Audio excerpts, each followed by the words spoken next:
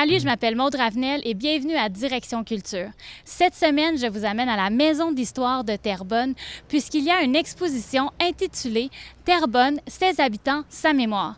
Dans cette exposition, on met en valeur les habitants de 1921 qui ont contribué au façonnement de la ville.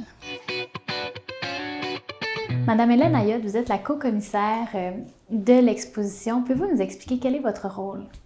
Bien, en fait, moi, ce que j'ai fait, c'est sûr que j'ai participé à l'élaboration du contenu, mais mon rôle a été beaucoup au niveau des photos, par exemple, de s'assurer qu'on ait les droits. Puis une autre chose que j'ai faite, c'est l'élaboration des contenus, des témoignages. Donc, c'est moi qui ai écouté les bandes sonores et puis qui ai pris le verbatim, qui est ressorti, quelle citation on avait le goût de choisir, quelle citation était représentative de telle ou telle section.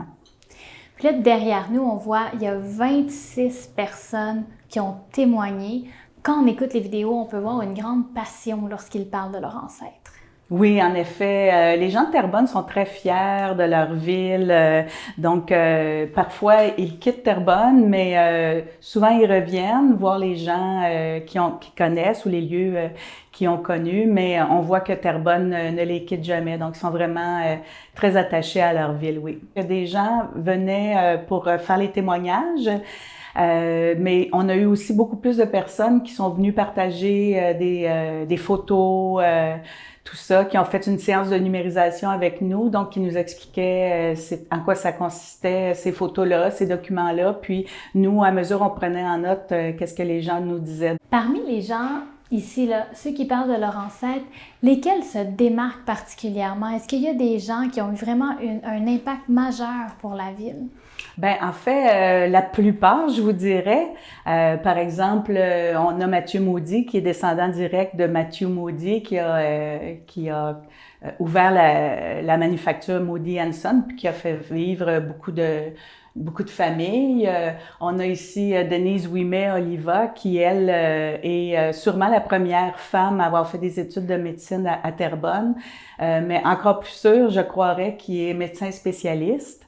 Donc, oui. Ici, on a Madame Saint-Yves. Son père était le sellier et cordonnier d'Ona Saint-Yves. Et puis, la famille Saint-Yves a fait énormément au niveau de ça, de la cordonnerie, puis la vente de chaussures. D'ailleurs, il y a la boutique Chaussures Miracle sur le boulevard des Seigneurs qui existe encore.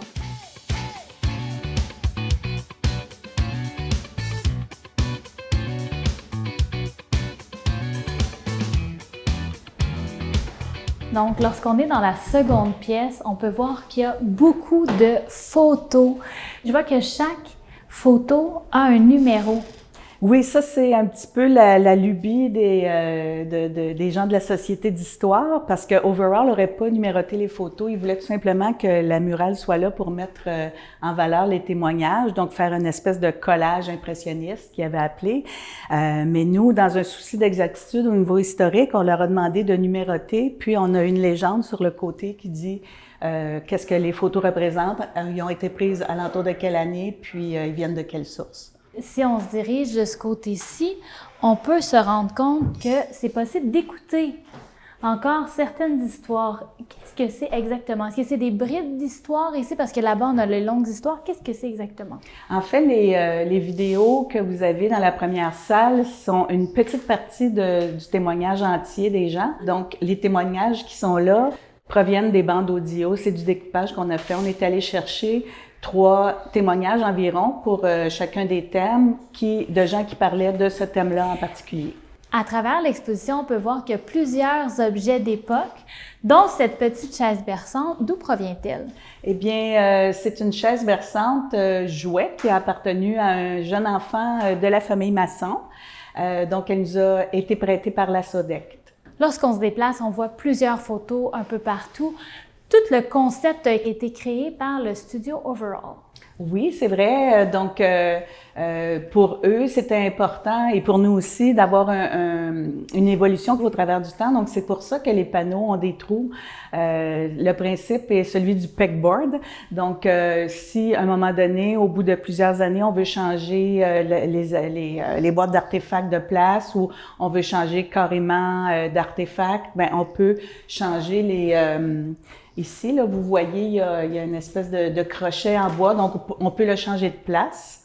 Les témoignages aussi pourront être changés au fil du temps, au fur et à mesure qu'on récoltera d'autres témoignages. Donc, c'est une exposition évolutive. Puis, ce qu'ils voulaient aussi, c'est qu'on ait un grand panneau avec une photo géante qui aspirerait les gens vers le thème.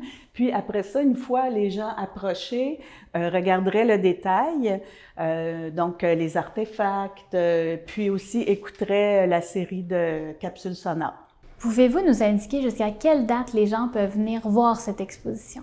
Bien, pour la saison d'été, on a plusieurs heures d'ouverture jusqu'à la fin du mois d'août, le 25 août, si je ne m'abuse, mais les gens peuvent aller voir pour l'horaire exact sur le site web de PHT. Si les gens veulent nous fournir encore des photos, des artefacts, on va les recevoir avec plaisir à la Maison d'Histoire. Bien, je vous remercie. Bien, pareillement.